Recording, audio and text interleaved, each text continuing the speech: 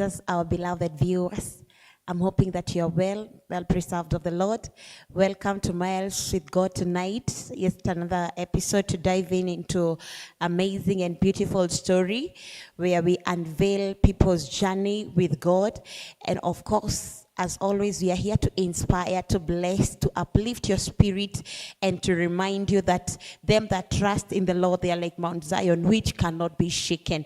And so I want to believe that we are all set to dive into another amazing journey tonight, because definitely it have to be inspiring, it have to be reviving. I know that you're watching us tonight, and of course I always want to be motivated by you telling us where you're watching us from, you getting to that link, ensure that you're sharing it wide and abroad so that we can also become a blessing to another. I'm hoping we are set for the show tonight, because oh my goodness, it is going to be amazing, it is going to be a blessing, and it's going to be healing. It's a story that is going to be healing tonight, by there I'm telling you, and I promise you that someone tonight is going to be transformed through the story that you're about to share. And so I don't want to take much time. I just want you to go to that comment section and tell us where you're watching us from.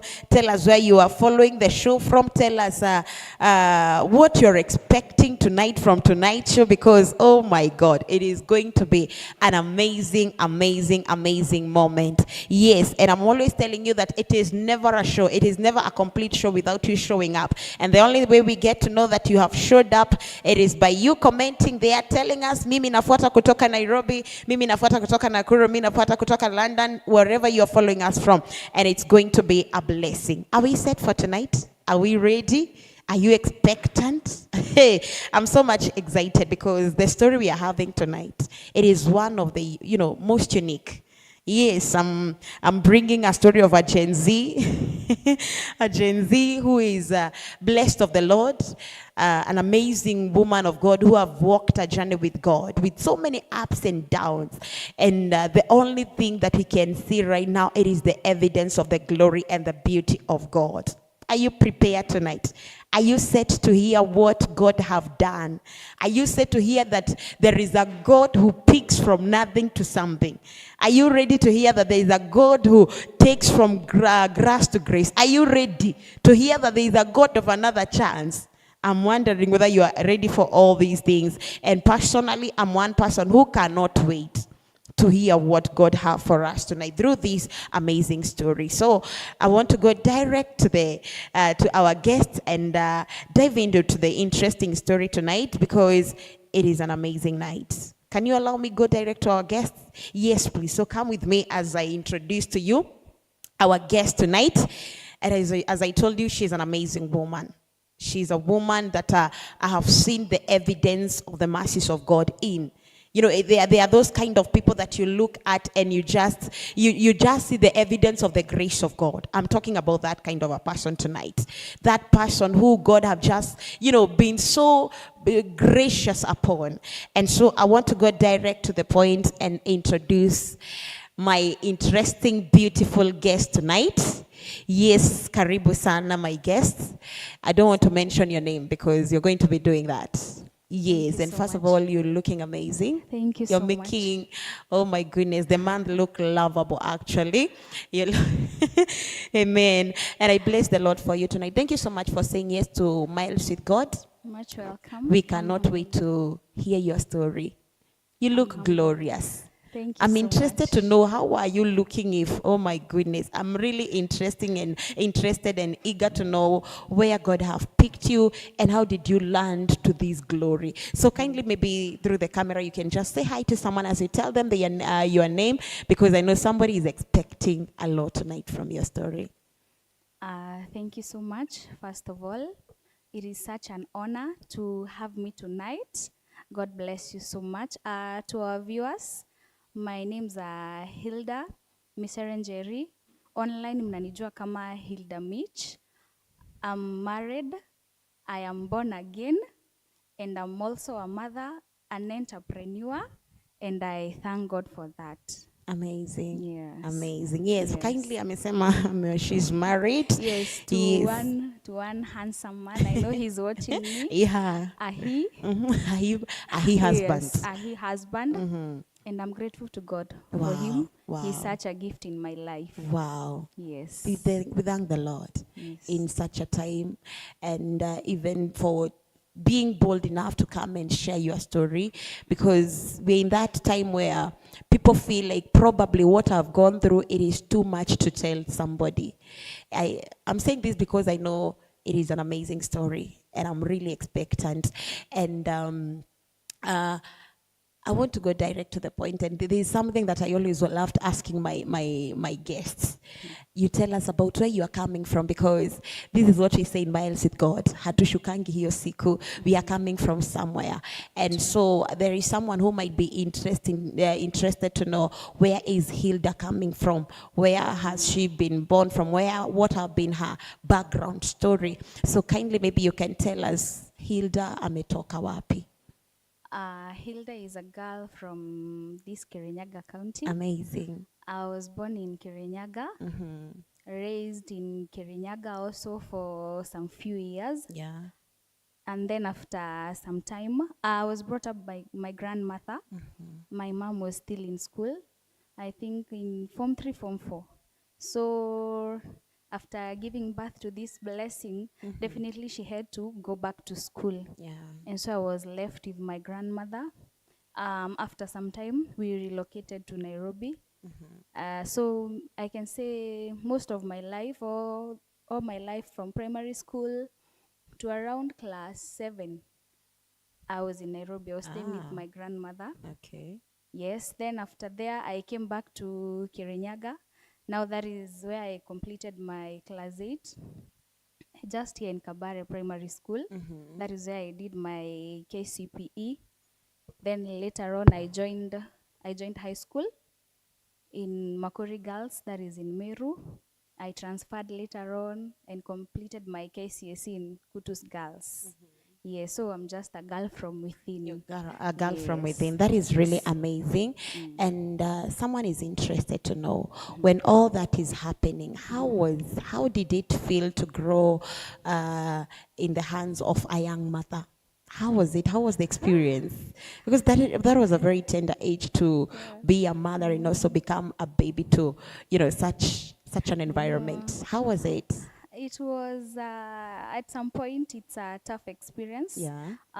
We are growing up, you're in school, other children are being brought up by their mothers, but I can't complain. Because you had a grandmother. Yes, my grandmother, may she rest in peace, she passed on when I was in Form 2, but I think she was the best. I didn't feel like I had any gap in between, because she brought me up well, she taught me well. She was an amazing woman. She was an amazing woman. Until my wedding day, I was telling God, I wish she was alive today to testify of what the Lord is doing with me. But I'm grateful because my mother also, she didn't neglect me. Ilikuwa tu circumstance. She was just a teenage girl that just gave birth. She has to go back to school, figure out things.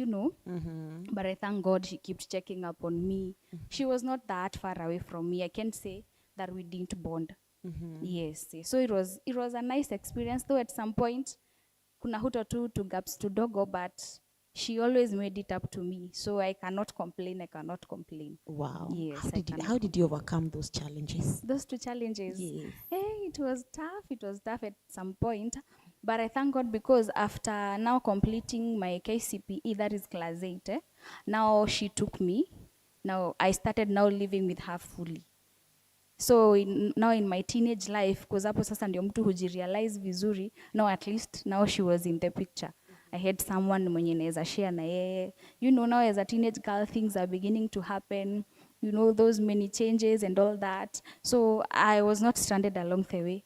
Yes, she walked with me that journey. Wow. And I'm grateful to her. I love her so much. I know she's also watching. Amazing. Yes. Someone is interested to know, would you look back and feel like there is a certain probably character that I developed that was caused because of lack of a mother close enough, probably?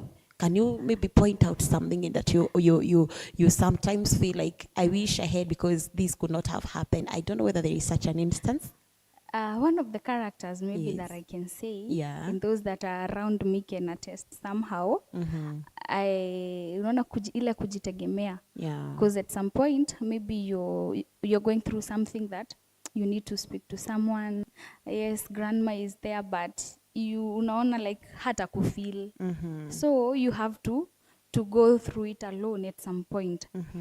But that independency kind of not Yeah. I don't know how to put it, but it's also a nice character. You learned to manage life early enough. Yes, I managed to manage life early enough, because I can say hata nikiwa like high school and even in primary schools, most of my age mates ulikuwa unapata somehow niko ahead, some few steps ahead, because mimi nimezoea.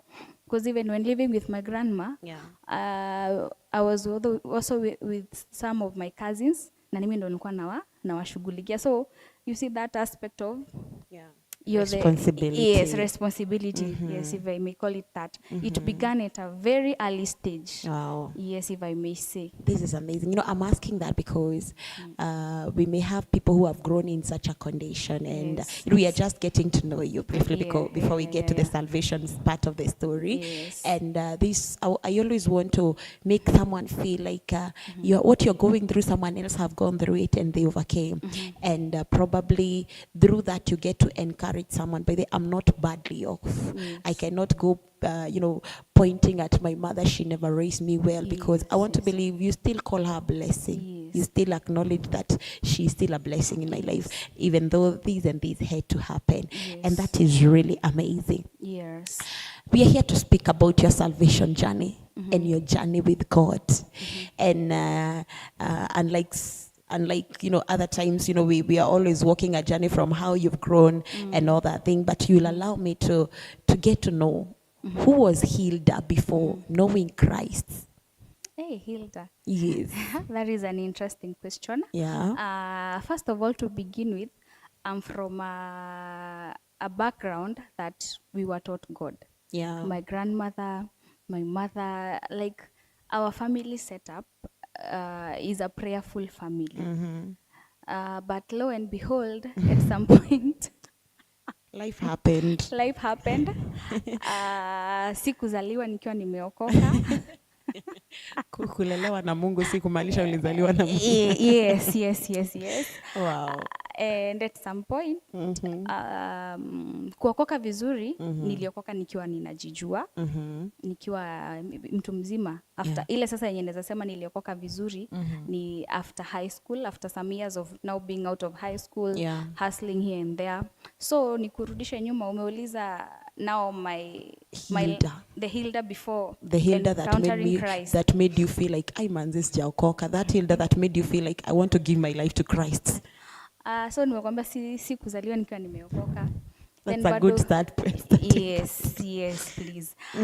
So nikiwa high school, so in high school, that is where you discover yourself. You get to discover a lot of things. You're interacting with everybody, people from different backgrounds. So in high school, I got interested. Nikataka kujua hii life ya kuokoka. Siwezi sema nilikuwa na tabia mbaya pase, but si kwa ile nimeokoka. That one that you go and say, I want to get born again. Because I've told you my background was like, my mom was very tough. Kwetu haunge miss kwenda church. If you miss church, you have a case find to another answer. Place to go. Yes, find a place to go. If you miss church, ukichelewa kwenda church, wewe jua tu utasema ulikuwa wapi. But now you see the life ya high school, you're interacting with different people, nini.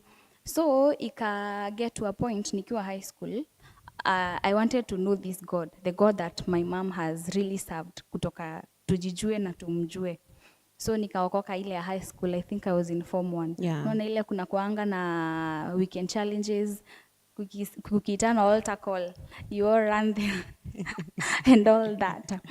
But sasa all through now high school, I can say I wasn't badly off, but sasa sikuwa nimeokoka hiyo kabisa. So nikamaliza high school vizuri. Then sasa nikamaliza high school and now I was out of school. So sasa hapo kuna ile sasa curiosity, you want to find out hii life ya huku nje iko aje. Juu sasa tulikuwa tumezoea hiyo kukaziwa, if I may call it.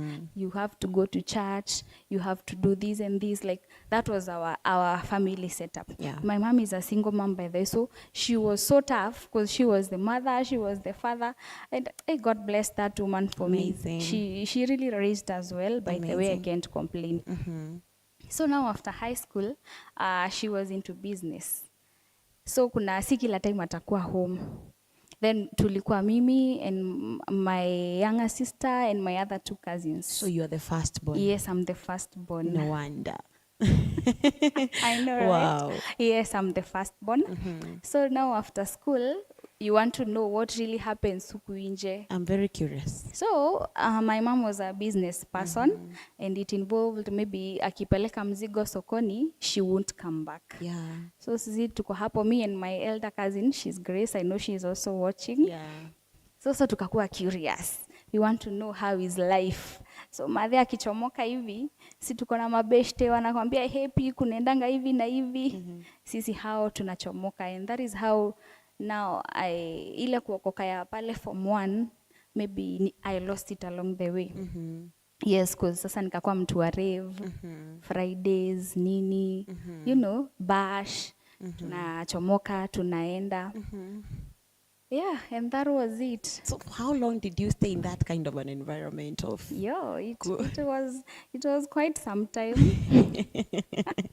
Quite some time. Me haungenikosa bash, by the way. Wow. Yeah. In your town?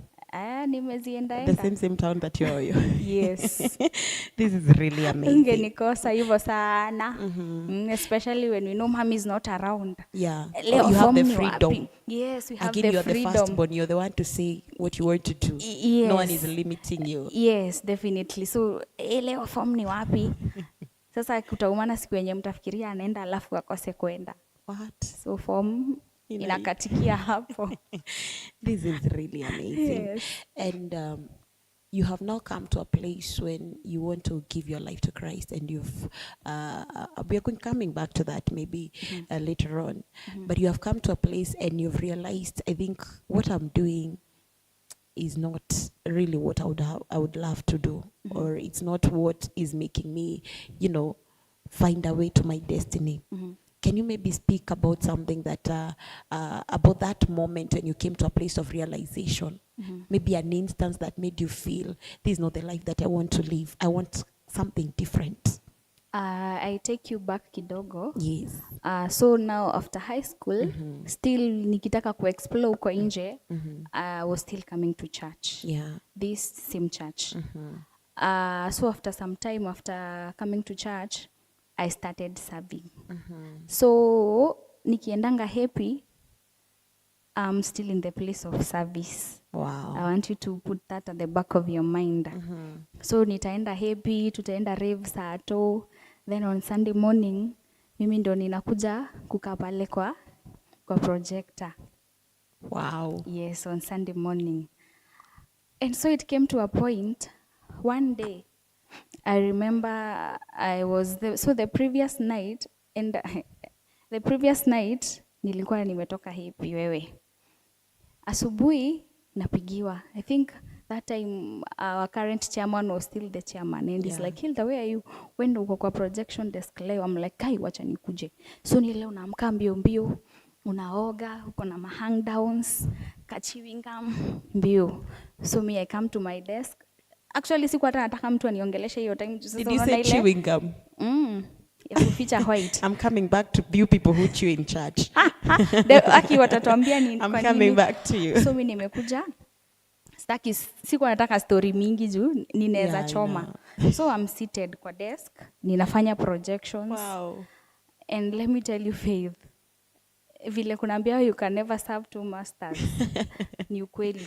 What happened? When I was seated on that desk, I felt a weight that to date I can never explain.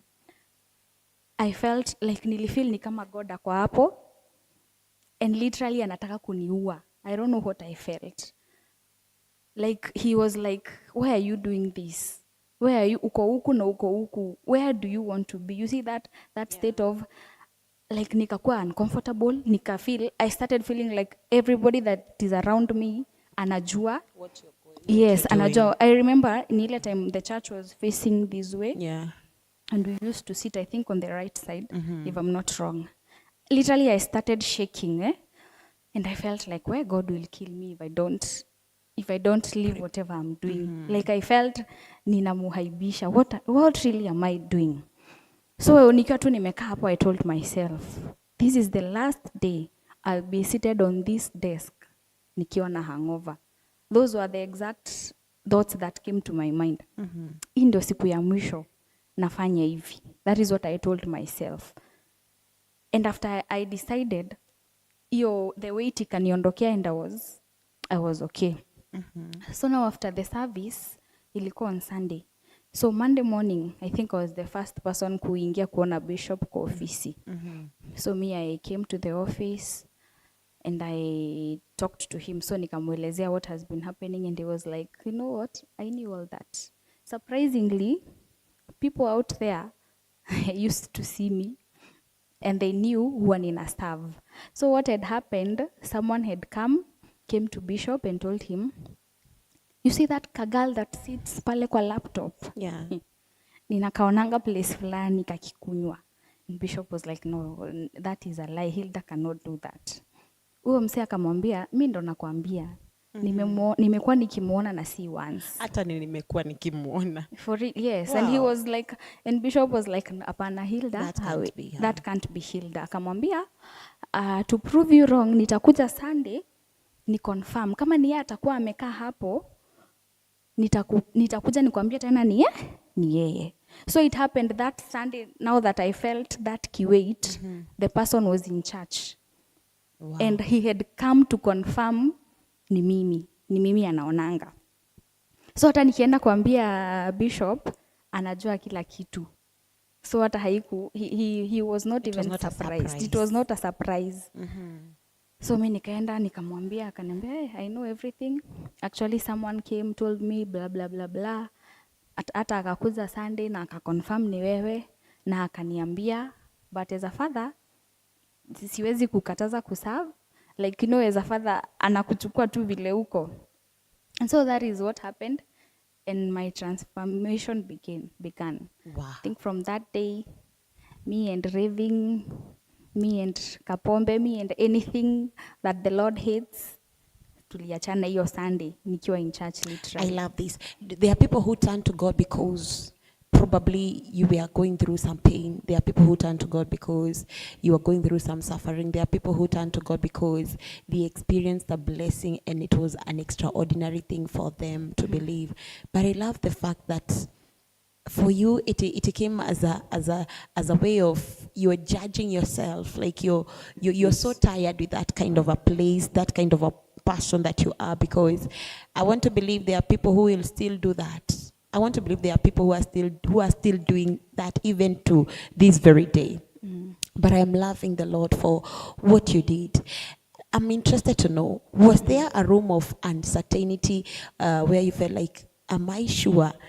Probably there were benefits that you were getting from the previous life. Did you come to a place of you had that doubt whether this is the life that I want to do? Definitely they are. Tell us. You know, changing from one lifestyle to another, yeah. I won't tell you it's a walk in the park. Because it calls you to a point of changing so many things, so many friends, the environment, the places that you used to go. So it is not easy. There are people that you don't just wake up today and you drop them. It is a process. Although I had vowed, sitawahi kunywa tena, sitawahi fanya. Yes, sikukunywa tena, but now you see overcoming now the desire even to go back. Hiyo life ya uko nje ukiwa umeizoea, it's interesting. You know, una feel ni raha and all that. Now the moment that umeamua you want to leave all that and now become a new person, If you don't have people that are walking with you that journey, Yeah. it is not a walk in the park. I won't lie to you. You know, someone It is is interested not. to know, like, what did you lose when you gave your life to Christ? Because I can hear you say Yo. friends and blah, Yes, blah, I blah. lost a lot. I What? lost friends. What was the most valuable thing you felt like, man, say, I'm leaving this behind? Hiyo happy. Nilikuwa napenda ngoma sana. Until si hata leo unaona, you see the way I dance here in church. Yeah. So same energy. Reciprocated to the other place. Now that was me. Wow. Yes. So I can say it was easy. It was not a walk in the park.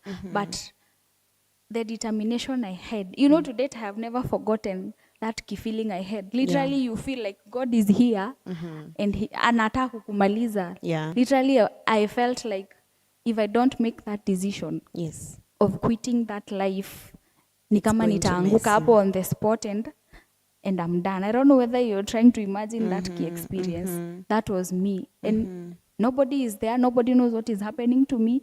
I was just feeling, if I don't drop this will be the end of me. Wow.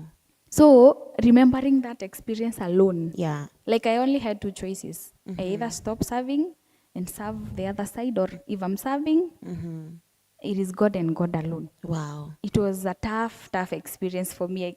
Like nikikumbuka nasikianga goosebumps. I'm like, wow.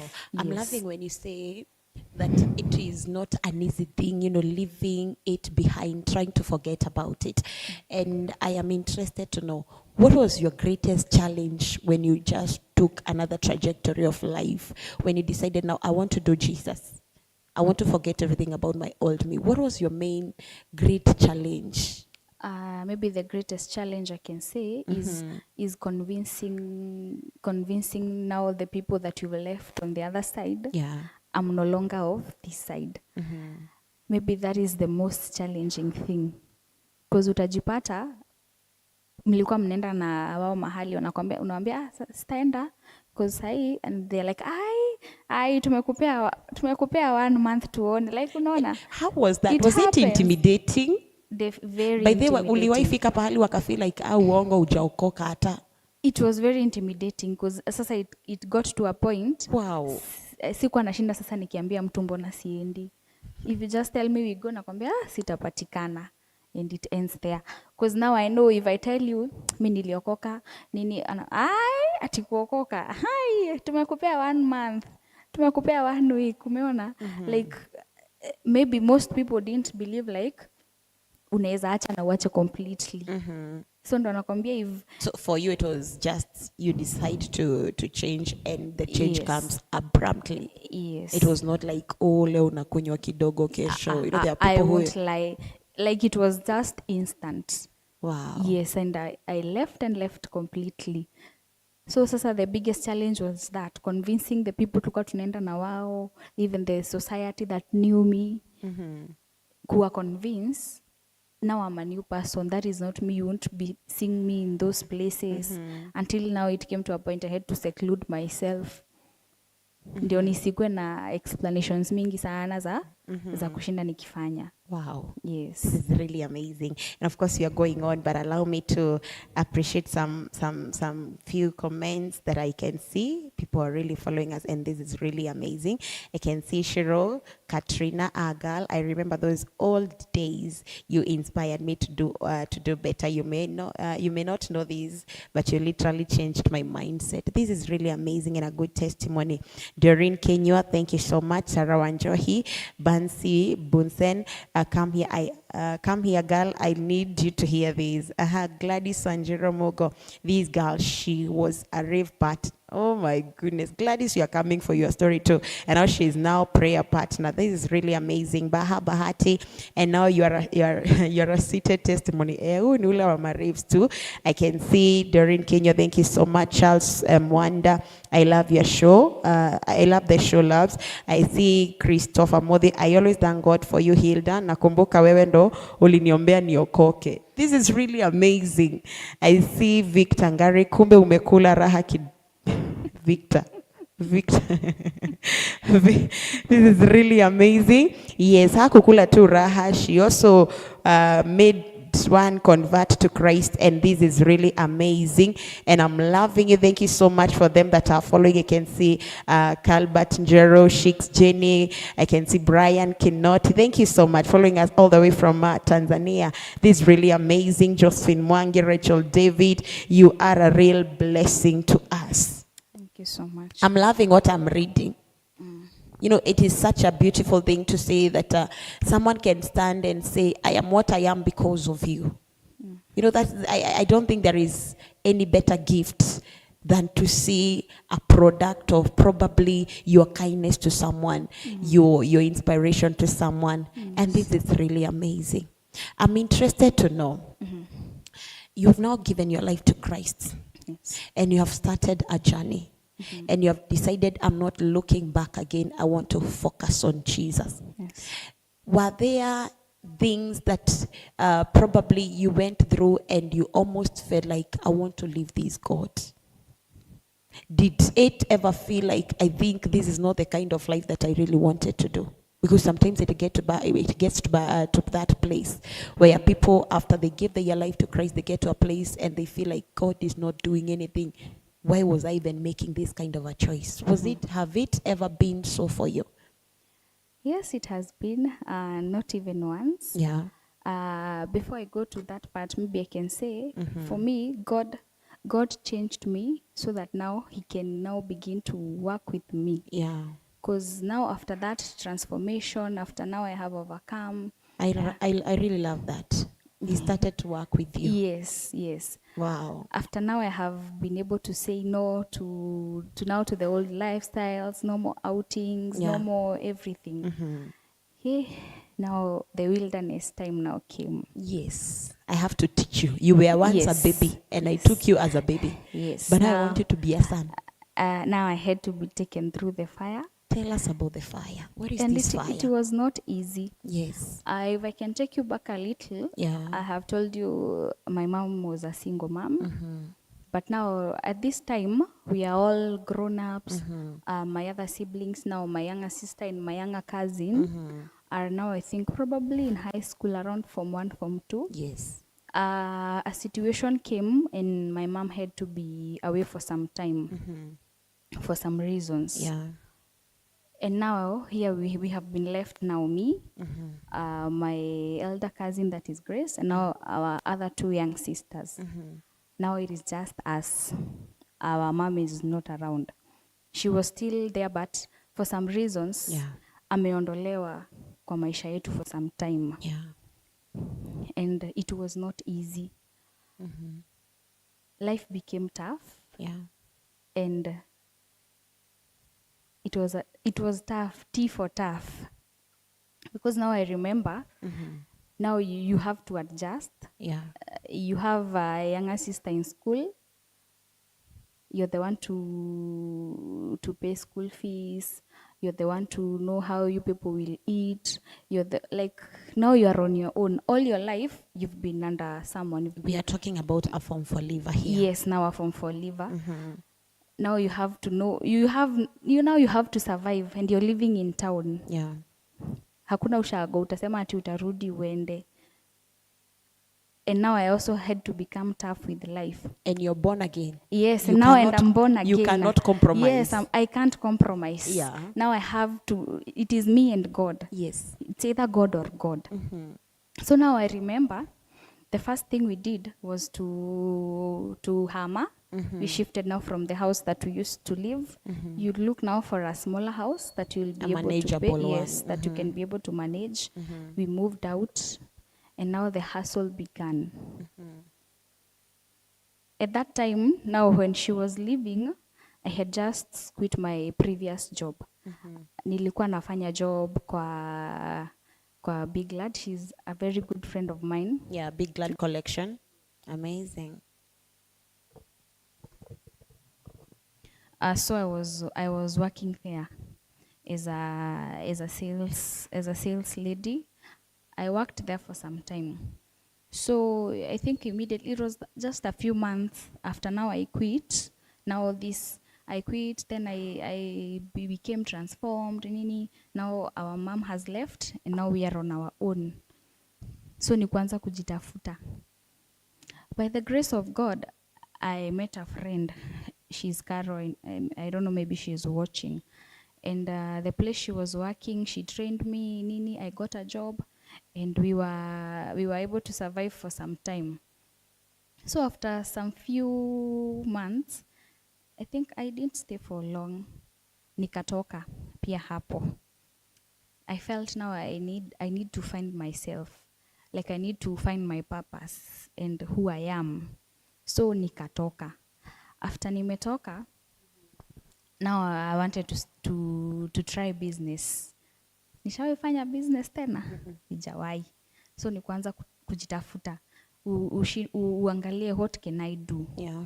I thank God sijawahi kuwa mtu wa kuzembea ama kukaa tu kwa place moja. You are always diligent in whatever you did. By the grace of God. Yeah. So now after I left, I had a friend also wa huku town too.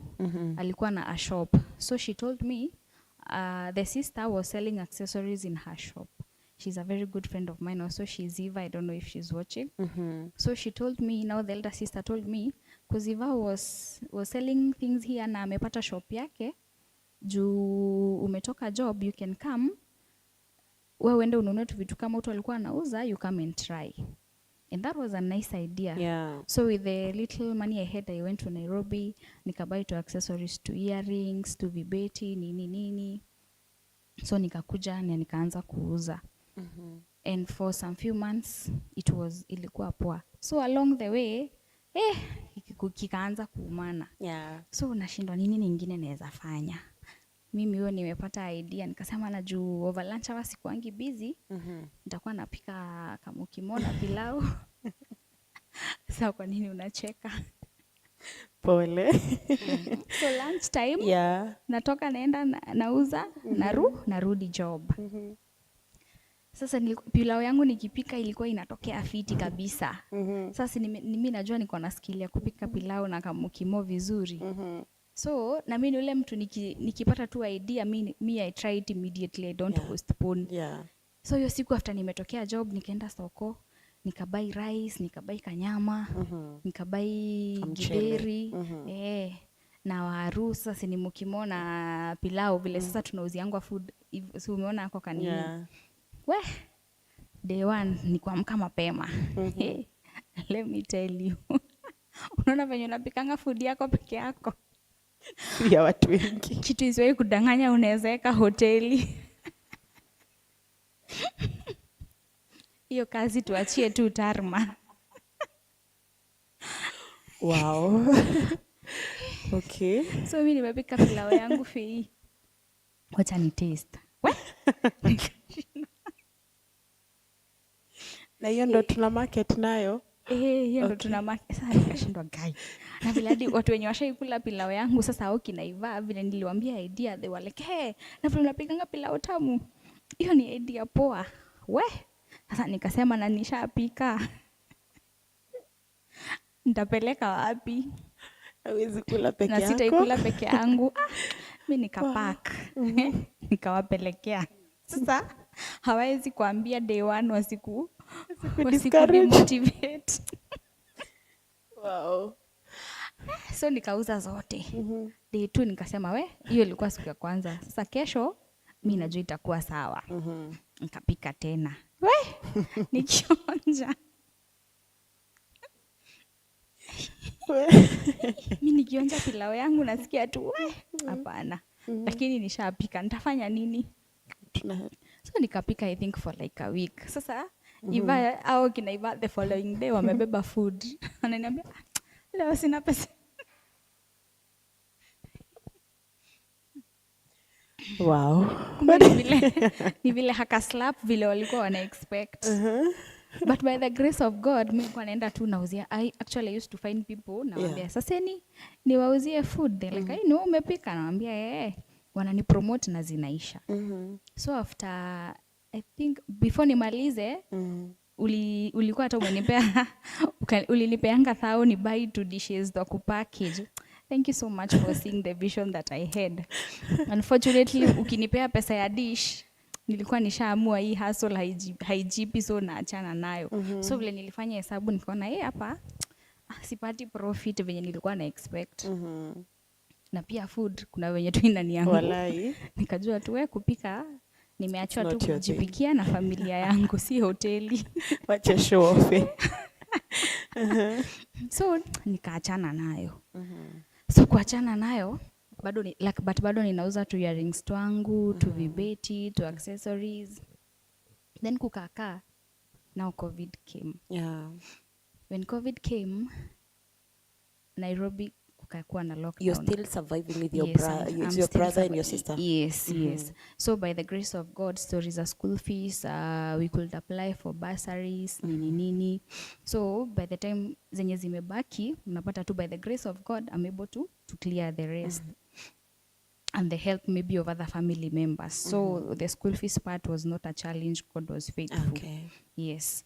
So now COVID has come. Hakuna kwenda Nairobi. Kastock pale nikikapimia karibu kanaisha. Na watoto wako nyumbani. Na sasa watu hiyo wamekuja home. Stock ndio hiyo naona hapa in the next 1 month. Hii tutakuwa tumekula yote. Na hiyo mchele ndo hiyo. Na hata hakuna kwenda Nairobi, haso ya pilau. Actually I remember my sister one day, sasa juu walikuwa wamekuja home nikianza kupika. Anani encourage, ananiambia, usiache, kesho ukipika mimi nitaenda kupeleka hii side na wewe unapeleka hii side nyingine. Wow. And I'm telling her, hapana, wewe bado uko shule, watu wakikuona ukizungusha food, it won't be a good picture. So let me do the hustling. Yeah. She was very supportive. Actually, she made life very easy for me at that time. Yes. Sasa kukakaa kale ka stock kakaisha. Sasa now COVID has come ile kabisa na churches. Sasa as churches, the online thing was not very popular. So hata hakukuwa na story ya live and all that. So ndio after some time Bishop akatuita, now as the media team, we have to prepare because nobody knew what will happen like the next few weeks or something. So we had to come, we create content mingi nini. Sasa unakumbuka stock mi sina. Sasa kimungu tu wewe tukakuwa tu tuna survive. Tulikuwa tunarauka, we used to come at 7, like tulikuwa tunatoka jioni. We had to prepare for wewe ako ka period ka COVID. So kukakaa si tukamaliza. Sasa uzuri wa hiyo time tulikuwa tunakuja lunch, tunapikiwa huku church. So si mimi nitakula. Sister yangu maybe food sasa yenye tulikuwa tumepika jana, yes atakula hiyo na akue sawa. Yeah. So jioni mimi naenda nikiwa sawa. Like siwezi complain hako ka period. Tukakaa so tukakuwa na enough content. So live recordings zikaisha. Wow. Sasa nikashinda Mungu wangu, kutaenda aje? Kaka tulikuwa na Jane Jawashi Adventures, the CEO, I know she's watching. Sisi hao tumepata idea. Kuna gari zilikuwa zinalala huku church za members of the church. Mr. Mwai probably yako hapo. Amenitega nikose kupeana hiyo story. Sasa hizo gari zilikuwa zinalala hapa, tukamuuliza na unaosha yangu gari wapi? Akatuambia napelekanga car wash na sijui wapi. Tukamwambia si tunaweza kuwa tunakuoshea. It was like, muoshe gari. Tukamwambia sasa hiyo business ziko tu, biashara ziko chini. Na ukumbuke umeokoka sasa, na ni ile hii imekupata ukiwa umeokoka ile ya ukweli sasa. And Moi was like it's okay. Katupea platform na Jane. Sasa alikuwa na gari 2 that time, zilikuwa 2 pro boxes. So we used to come asubuhi, si kila mtu ako na yake, mimi na Jane tunaosha. So at least unajua kila siku uko na 100. At least hapo hautakosa food. On Sundays ilikuwa general cleaning, so tunaosha ndani na nje. Hiyo ni 200. Na kuendelea, there was another car that ilikuwa inapakiwa in the church compound ya Mr. Nairobi. So, I think you know him. So akarealize wasichana na shinani kiwapata huku church, kwani wanafanya nini huku? Akauliza Bishop, kwani hawa wanakuanga kazi huku? Bishop akamwambia hapana. So alikuwa ametu observe for some time. Jo akikuja anapata ni sisi tunafagia church, ni like most of the cleanings ni sisi tulikuwa tunafanya. Hiyo siku akaguzwa, akapea Bishop Thawa, akamwambia enda uwapatie tu, nimefurahishwa tu na vile nawapatanga huku wakijituma tu kuchurch. Acha dada tuite atuambie kuna mtu amenituma niwapee hii 500. We, ushawaiona miracle? Because that's a miracle. It was a real miracle. Yeah. That day I remember tukienda home na Jen, kila mtu alienda na ka shopping. Sasa alafu uongeze ile 100 ya car wash asubuhi. So uko na 600. Sasa akatuongezea gari yake, so tukajua kila siku ni 150. Wow. Jusi gari ni 3. Yeah. Si imekuwa 300 kila siku, so kila siku uko na 150. Na ikakuwa hivyo na tukasurvive, tukakaa. So and then now the mjengo ya church ilikuwa inaendelea. So mjengo ya church ikiendelea, sisi tuko tu area na Jane, hatuwezi toka huku. We are still in the COVID period. Yes, now we are still in the COVID period. Yeah. So tuko tu huku church. So that time ndio hizi grills zilikuwa zinaekwa, hizi za madirisha. So tukaamkia asubuhi, ni siku ya kupakwa rangi. Guess ni kina nani walipaka rangi? I'm interested. Mimi na Jane. We have those pictures tukiwa huku juu na wangazi. Like amazing. These grills, this grey color unaona huku ni sisi tulikuwa tunapaka na Jane. Wow. At least now at the end of the day unajua uko na kitu. Kwanza hiyo siku tulipaka, I think tulipewa kila mtu 400 each. Na siku inasonga tu neema. Like the grace of God was sufficient. Yeah. We cannot complain. And the journey was not easy. Yeah. It was not easy at all. All these long, what you're doing is to at least survive with your siblings. Yes, to survive. And avoid kukua distracted by the situation yenye niko. Because the moment you allow distraction and you start looking at the lack, at the challenges that you're going through, now you give the enemy room kukuonyesha, there's an alternative. Yes, kuna alternative. Yeah. Unaona? And the moment you allow those alternatives, you lose yourself along the way. True. So sikuwa nataka nikuwe at any point niko idle. The moment umekaa kwa nyumba ukifikiria sijui sina kazi, you start lamenting. Shetani anakupea options zake na zinakaanga very sweet, but at the end of the day they will ruin you. They will ruin you. So tukaendelea. Sasa after some time mjengo ikaisha. Sasa hakutaishi kujengwa. Si mjengo imefika mahali imeisha. Yeah. Now you have to think of something else. So after that, and now I remember, now I had another friend. I thank God she is here. That time we used to be good friends.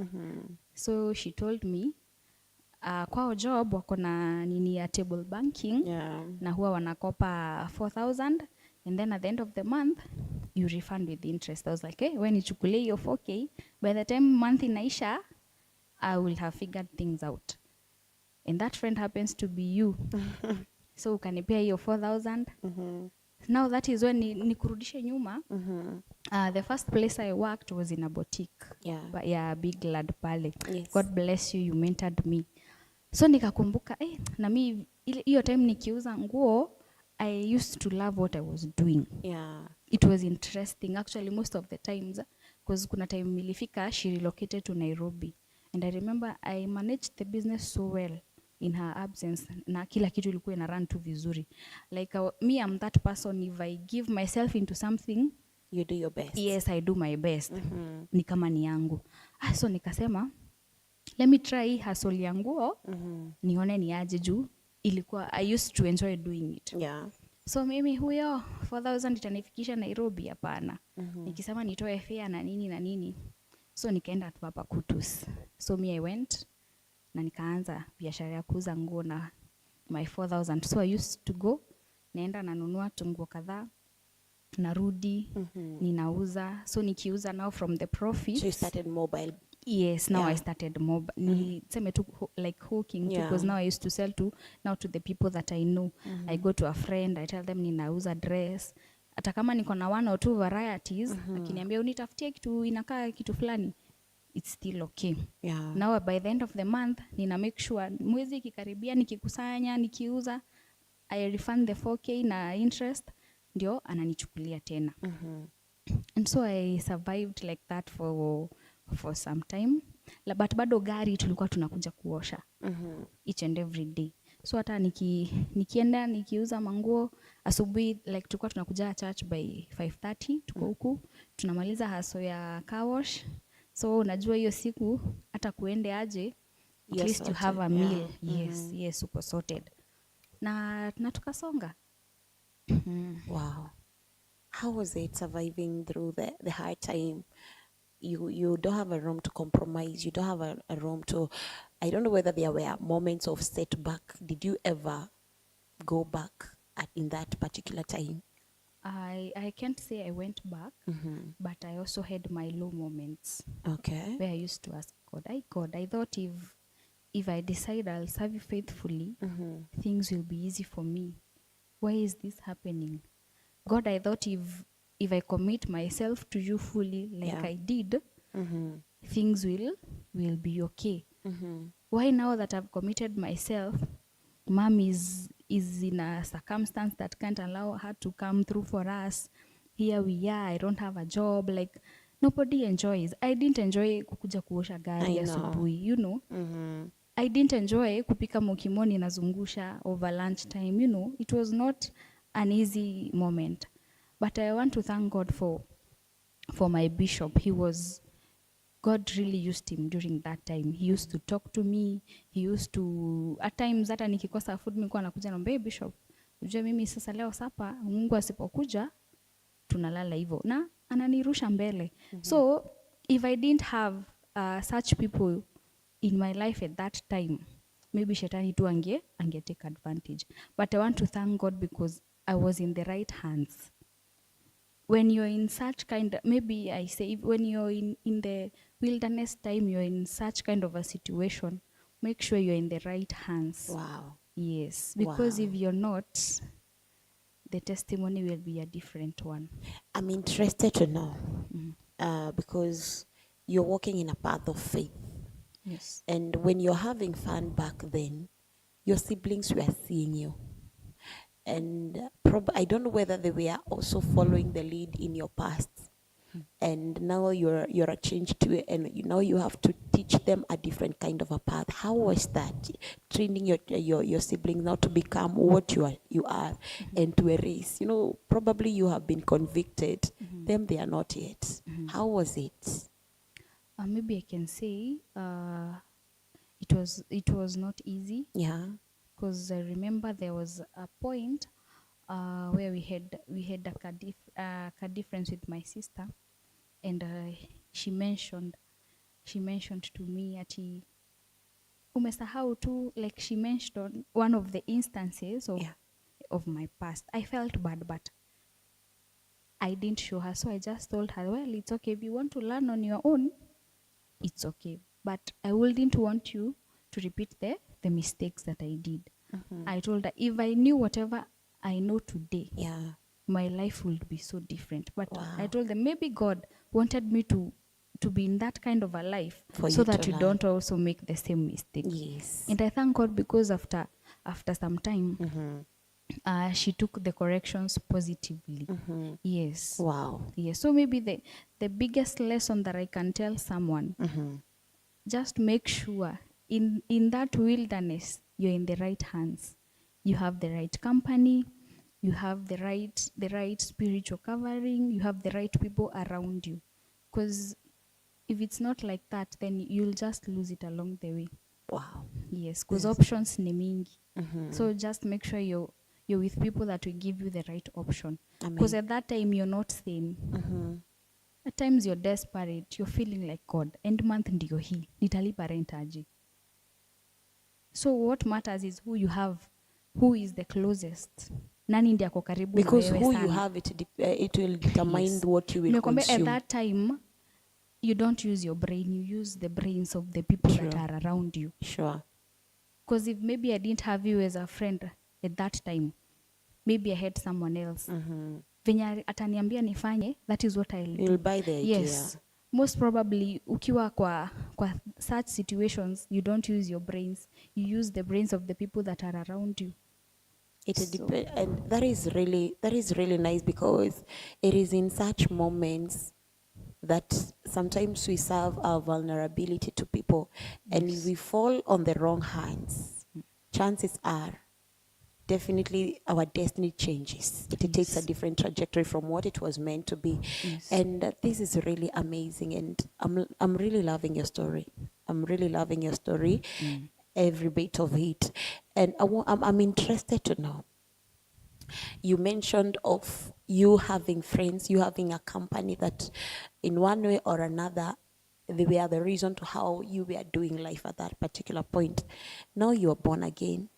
And I want to believe now, the word says that he who is in Christ is a new creation. Behold, the old is gone. I am interested to know, how did you navigate through your associations, your friendships? I want to believe there were certain friendships that were beneficial, in as much as they are not godly, they were beneficial. How did you overcome them? Because probably, yes, it is one thing to tell someone like, leave that friendship, leave that circle, and it is another thing to teach them how to walk out of it. Because probably there were people who were brought in your life, but because you took their coming into your life wrongly, you lose or you miss their purpose in your life. How did you get over that? I think it was just by the grace of God. Yeah. I think God gives you a kind of wisdom that you can't even explain, because I don't think really I have a clear explanation of how I navigated. I remember kuna point nilikwambia, what helped me is secluding myself for some time. Yeah. Because when I secluded myself now for some time, mkinikosa kwa hizo bash nini for some time, now itawahit aya, na ni kweli this person is not coming back to this life. So now after that seclusion, when we meet again, you will have a different picture of me. Yeah. Because the way you've said, God brings you people for different reasons. And there are people maybe you may cut off a reason that God had placed them in your life. So most of them, we are still friends to date. We still interact. But now with those boundaries, With the limitations. yes. There are things that they can't talk when I'm there. Like they felt, well, and this person was serious. Yeah. You get it? Now until now it came to a point, they don't even discuss those stuffs tukipatana, because they are still my clients, because I'm doing business even right now. They are my clients, they support what I do. But now kuna hiyo tu boundary. Yeah, until now it's no longer a big deal. They know. They know there are places I can't go. There are conversations that we can't have. No, so ni Mungu tu. God just gave me wisdom on how to navigate around. Wow. Yes. Maybe you can tell us one of the most, or maybe a few of your most amazing benefits that you have gotten from salvation. Hey, there are many. Talk to us. There are many, because the girl you're seeing today Yeah. is a product of now salvation. Because the journey that God has walked with me, I believe, is a result of committing myself to Him fully and telling myself, now I have no other thing to do. Yes. I either serve God or serve God. That is one of the greatest benefit maybe that I can say. Because now from that time, I have really seen God in each and everything, even along those hardships and those, yani yo kukua tu kwa mafix mingi, God was still with me. Now today I sit back and I look at situations and I'm like, hapo kama si Mungu alinipea neema, singetoboa. That is a great benefit, even overcoming such a situation na utoke ukiwa umeokoka bado. That is enough benefit. Maybe that is what I can say. Wow. Yes. Amazing. And let me take this one from the world. There are people who say, probably I did this kind of a sin because I didn't have otherwise. Probably I take alcohol because I want to relieve a certain stress, a certain thought. I don't know whether in you there was a certain thing you did because you felt you didn't have a choice. Probably it is life that had put you against the wall and there was no otherwise for you. And I don't know how you get to solve it today, if there is any. Tell us about it. If maybe there is such an instance, maybe before I had committed myself fully. Because now back then, I had all those choices. Nitaenda nikunywe nini. But now after, How do you now solve in case there is any situation like that arises right, currently, currently? the only solution is God, because the moment you have God in your life, Yeah. you know, the Bible tells us that all things worketh together for good. Yeah. All things, either Sure. good or bad. So hata ukijipata in wilderness currently ukiwa umeokoka, unajua Mungu ako kwa hii kitu, it won't be easy. Si ati wilderness ya mtu mwenye ameokoka ni rahisi, pia yenyewe ni ngumu. You face challenges, sometimes unakosa hata food, but Sure. God Na anakupea tu umeokoka grace. tu Na bado. umeokoka na Mungu ni Mungu bado. True. He won't change. Utakosa hata rent, landlord anakwambia we ni nini, Na utafukuzwa. unashinda ukijifanya hapo unaenda church na rent haupati. You know, Wow. all those things happen to those that are born again, but you know you have God, na unajua si eti amekuacha ama nini, like he gives you that grace to overcome with him. Shame at times inakuja na unafeel enyewe God hapa, yani ungenifanyia tu hivi uniondolee hii, but si eti hakuwa anajua. But at the end of it, what I love about God, in your eyes it looks like shame, but now after the victory has come, inakuanga so loud, they won't even remember, hawatakumbuka ati huyu they see what God has done and they are like, hey, huyu ni Hilda, enyewe kuna Mungu. Walai. Yes. I'm learning, and this is really amazing because Hilda, the truth is there are so many people who have turned back. Many are the setbacks that come because you don't know how to navigate through a problem that maybe years before was so easy for you to maneuver because of, you know, diversions. When someone comes, or rather when you share with Faith, and Faith in a rent and all that thing, and Faith is not in a position to assist you, but she has an option. Why don't you do it this and this, and probably that this and this is a mess, and because you don't have a choice, you find yourself doing it. And I think one of the greatest thing that I'm finding is that once I'm born again, I don't go justifying sin. Yes. I don't go justifying, you know, that wickedness. I'm doing this because I don't have a choice. Because once I choose Christ, I laid my burdens on him. And I think I'm really loving this, and I'm really getting inspired because I don't have a reason to one day stand and look back because my life is no longer my responsibility. Yes. My life now is the responsibility of God. And this is really inspiring. We are almost getting to the end of the show, and I'm really loving this. But of course, I'm interested to know, given a chance to go back to your 20s, what would you advise that girl? Given a chance to go back to my 20s. Yes, what would you tell that lady? Immediately, what would I tell that lady in her 20s? The earlier you take God seriously, Yes. the better for you. Wow. Because if I knew what I knew that time that I decided now to serve God fully, maybe I wouldn't be where I am. Yes, all things, kila kitu ufanyika kwa wakati wa Mungu, but usikubali kulan na yako. Wow. Ndugathomenari yaku. Yeah. Ndugathomenari yaku. If you have someone in your life na anakwambia, don't do this. Listen. Just listen to them. Don't let experience be the teacher. Yeah. Especially when you point, can read people's books. Yes, when you can read people's books, avoid that mistake. Yeah. That someone is telling you, this costed me. Usitaki hata wewe ikucost ndio ati usome na yako. Wow. Yes. That is amazing, your 20s.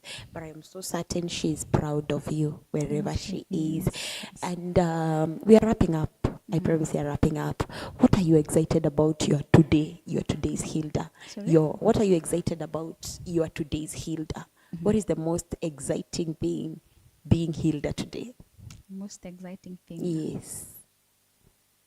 I'm proud of myself. Yeah. I'm proud of where I am today. Because where my life is today, when I look back at my journey, God has walked a journey with me. Yes. Maybe if nirudi nyuma kidogo, I remember nilikuwa nimefikisha kwa after I started now hooking clothes nini, and now after that I made a prayer and I told God, now after asking him so many questions, I thought serving you will make things easy. I thought serving you maisha itakuwa poa, why is all this happening to me? And I remember one day I made a prayer and I told God, you need to send me help and you need to settle me. I remember I was from church, I went back home and I just knelt down and I cried so much in my house. And after that, you were still my friend that time. We are still friends. Yeah. And I remember we used to pray and fast together. So that specific week, we decided, let us pray and fast this week. And we listed whatever we want, blah, blah, blah. And after that, maybe that was now my turning point. Sijafika bado, but I think now from that time, God started aligning my life. And my purpose now started becoming a reality. Yeah. Because he brought someone in my life. And my dream of selling clothes, because I told you I enjoyed selling them before, kwenye nilikuwa nimeajiriwa. And now that it became now a desire and a passion, and I discovered this is my line, God sent me help. And that helper came now in form of a husband. Wow.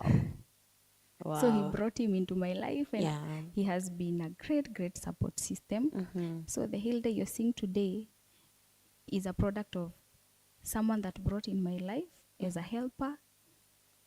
He became a husband, and the rest is history. Wow. Yes. This is really amazing. Yes. Of course, very soon you're going to be bringing that history into reality one of these days. Yes. And I'm loving the Lord. Have I told you that I'm loving every line? And I'm almost sure I'm going to love even whatever you're yet to say. And I love God because, one, you accepted to surrender your all without withholding. There are people, yes, wameokoka. You remember that time when you were serving, when you're whatever it is, you had still given your life to Christ, but not fully. There was still that part of you that you had still withheld.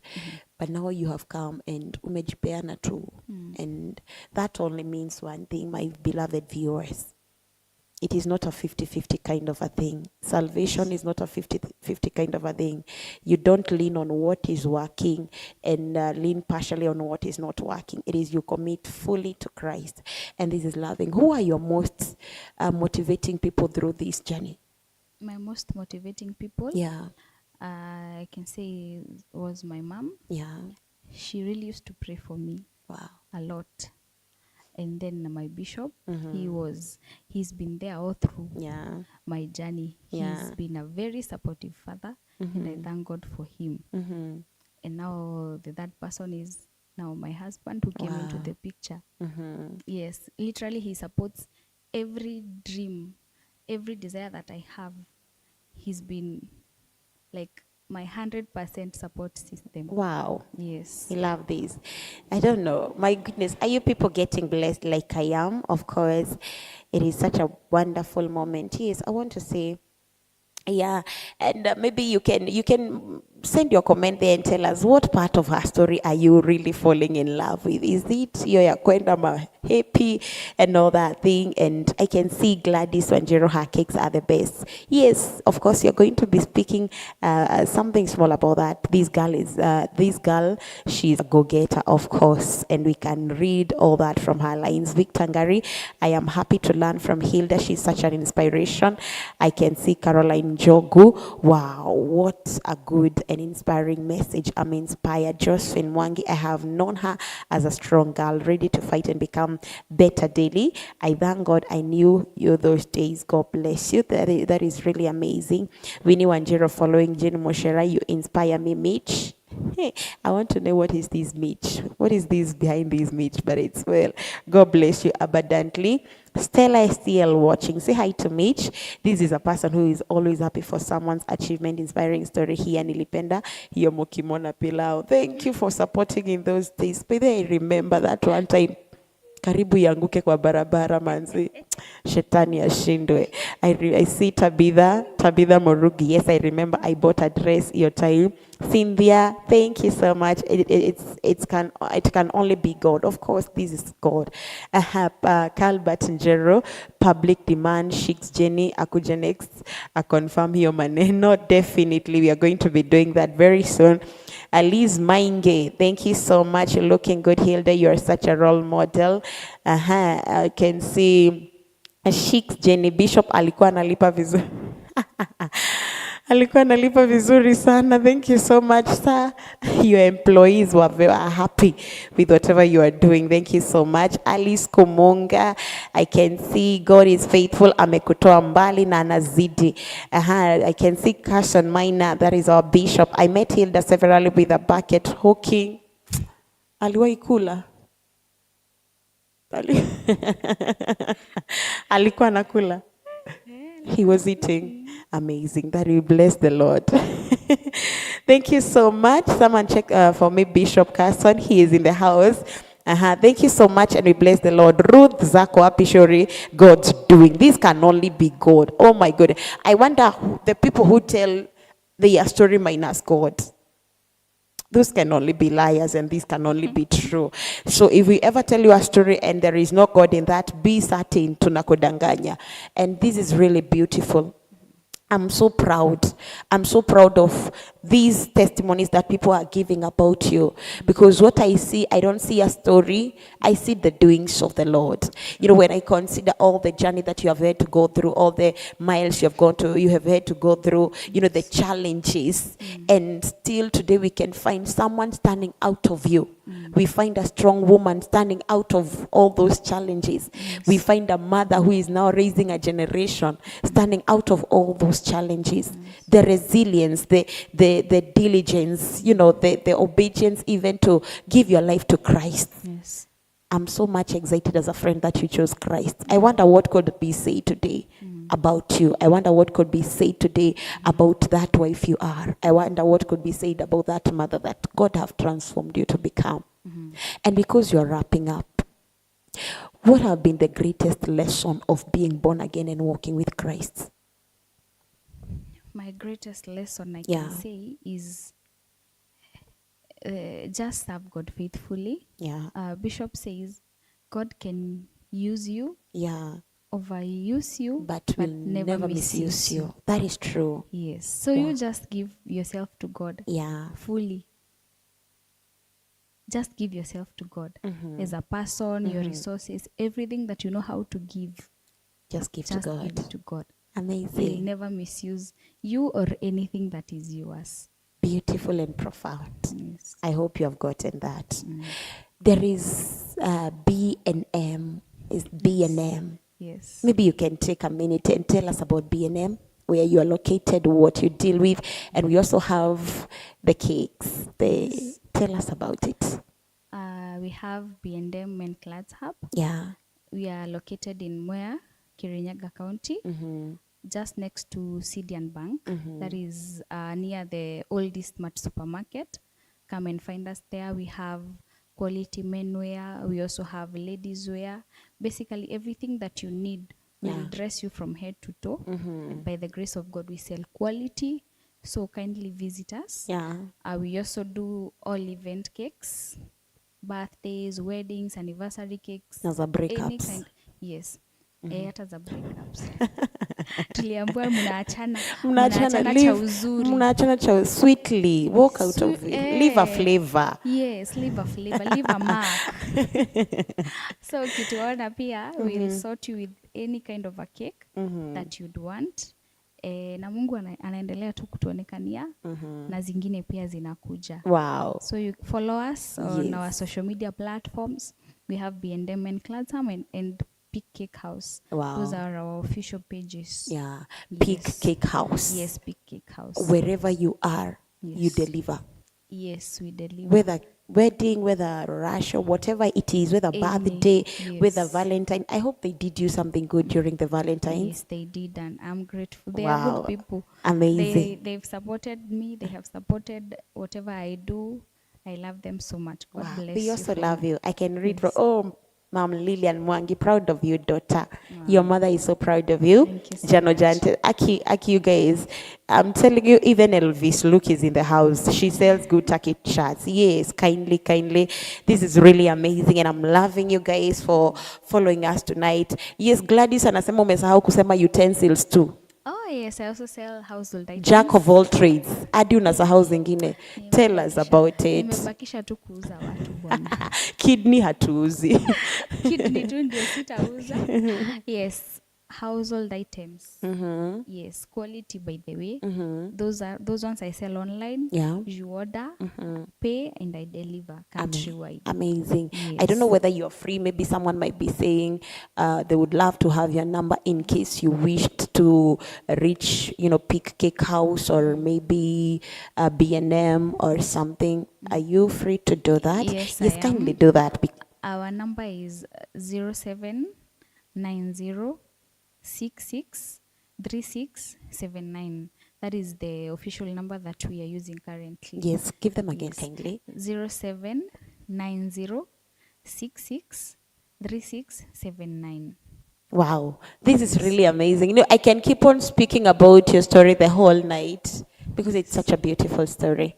Thank you so much, even for taking that, bold step of, I want someone to know, unaweza jipeana kwa Mungu, you walk with God, and you see what God can do with your life. This is so amazing. And the greatest blessing is even to see people can attest you have been indeed a blessing. And I'm telling you, personally, you have been a great blessing because I've been a witness. And I love God because I have seen those miles. That time you could wake up early, come wash that car. I could see that it's a lot. It's really a lot. And I bless the Lord that He is forever faithful. True. The faithfulness of God is literally written all over you, Hilda. And I'm loving God even because of where He is yet to take you. And I bless the Lord. Tonight have been a beautiful night. And it have been a blessing night. And I just wonder if there is someone who is there and probably you're going through troubles and you feel like, I think this is not the kind of a life that I want to live. We have an example tonight. Someone who was going through some things. Actually, you can say there were those moments you felt like, I think hata sitaki kujua kuokoka because I'm having fun. But imagine, what we can say tonight it is that God is not the better option.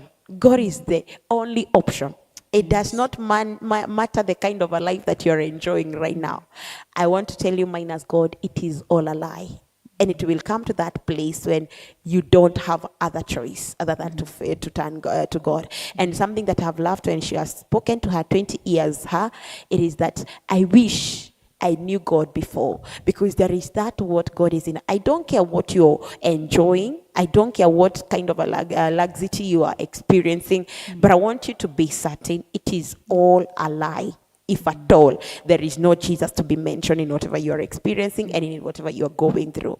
And I bless the Lord because day in, day out, people are still standing out to testify that there is no other way. The word says that He is the way, He is the truth, and He is our life. Meaning that it is all dead if it is not with Jesus. It is all a lie if it is not with Jesus. You are lost if it is not with Jesus. And something that I learned today, I think through a man of God, Apostle Mayanja, is that you are dead if at all you're in the wrong place.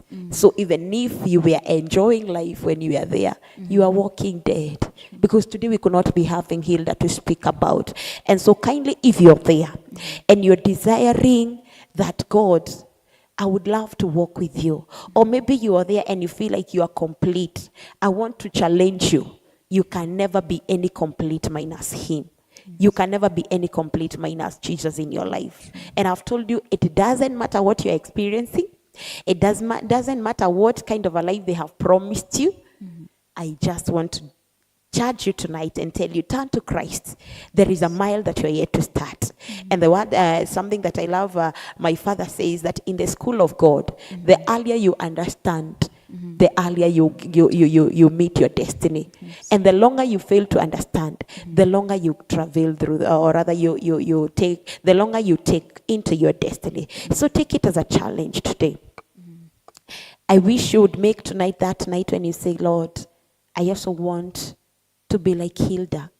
I want my life to be transformed. I want to take a whole different kind of a trajectory. I want to know you.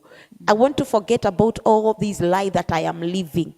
I want to take you and consume. I want to be consumed by you. I am tired with the things of the world. And I'm telling you, it is not too early, neither is it too late. And I'm certain you will come and tell God, God, thank you that you delivered me. Thank you so much. Miles with God, we are so much happy and we are forever grateful to have you following us, because we know one day, one time, God is also bringing your story into the limelight. And of course, it is going to be a blessing. It is going to be, a turnaround for someone. And maybe, HILDAH, you can take a minute and tell our viewers maybe a good night, and also appreciate them for following us and following your story. Yes, maybe in a minute, as you wish them a wonderful week. Maybe all I can say is Yes. kuokoka si kuboeka na si kupoteza. I love that. Yes, si kuboeka Na si kuparara. na si kuparara. I love that. Kwa God ni kupoa na ni kusweet, and it's not late. It doesn't matter ile state yenye uko. Yes. You're on time. This is the right time to make that decision and to follow Christ fully. Haijalishi hata kama haujawahi okoka at any point. Kama ulikuwa umeokoka and you turn back at some point, this is the right time to make that decision. I am a real testimony that unaweza rudi kwa God na ukuwe faithful, and he'll also be faithful to you. Yeah. Thank you so much even for tuning in, for listening to my story. I know that in one way or another, God has spoken to somebody through me, and even through my story, someone will be transformed. Absolutely. Thank you so much. God bless you, and in whatever that you do, may you prosper in all things. Amazing. God bless you. Amazing. Unajua kuna mtu amebaki hapa hanging. Ulikuwa na date before uokoke, ama huyu uliokoka ukapatana naye, but definitely, because there is always a next time, we are coming back before that journey. May God bless you. It was a blessing. Tomorrow morning we are meeting it again with Content Show with our very own host, Pastor Davis Moroki, and of course it is going to be a blessing. I hope you are learning something. Them that are pastors and they are having children, I hope munaskiza what your babies get to go through the Content Show, and I feel like that is the point when you get to understand what role you play as a man of God, even to that generation that God have enabled you to raise, and them that are aspiring. I hope it is becoming a blessing. So tomorrow morning from 7:30 we are going to be here. I hope you get tuned in, and it's going to be a blessing. Tumebarikiwa. Are we blessed tonight? Yes, may God bless you. May God do you good. You have been a blessing, and forever you'll be a blessing. I always tell you this show can never be minus you. Thank you for allowing God to use you even to be a support system to our show. And I want to tell you that you cannot be left the same. May God bless you.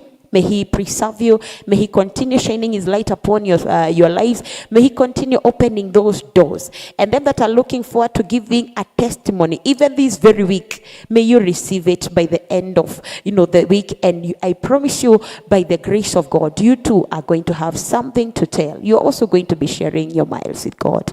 May God bless you, and may he do you good. Till we meet again on Monday, same time, same place. I was your host, Faith Mwangi. Good night. We love you.